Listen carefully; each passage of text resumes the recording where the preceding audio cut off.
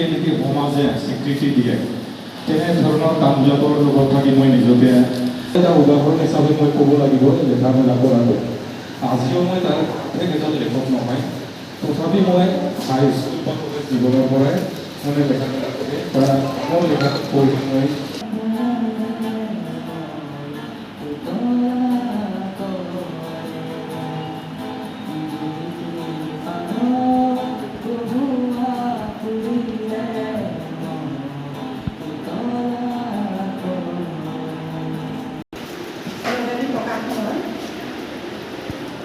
মালিকে আলোচনী ৰদাবি আৰু দুখনকৈ গ্ৰন্থ আমি আমন্ত্ৰণ কৰি অনা শ্ৰদ্ধাৰ ডক্টৰ প্ৰণৱ বিদ্যাভূষণ ছাৰ, আমি আমন্ত্ৰণ কৰি অনা বিশিষ্ট প্ৰদীপ চৰকাৰী ডাঙৰীয়াকে মুখ্য কৰি বিশিষ্ট ব্যক্তিসকল, নিমন্ত্ৰিত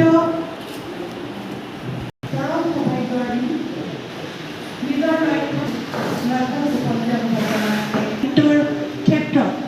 নিৰলস সেৱা আগবঢ়াই আহিছে একোটা বন্ধ কোঠাৰ ভিতৰত। আমাৰ মহকুমা তথা জিলাখনৰ লগতে অন্যান্য প্ৰান্তৰ লেখাৰো তেখেতসকলৰ কবিতাসমূহ আমি স্থান দিবলৈ চেষ্টা কৰিম। সেৱা আৰু শ্ৰদ্ধা নিবেদিছোঁ ধমকী মহকুমাৰ দুগৰাকী গৌৰৱ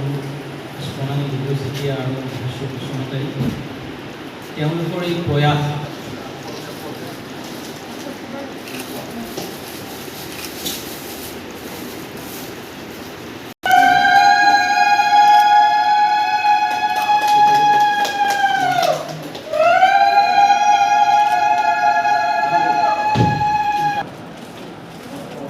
জন্ম লাভ কৰা ৰদালি প্ৰকাশন গোষ্ঠীৰ তৰফৰ পৰা উন্মোচিত ৰদালি কাব্যালোচনীৰ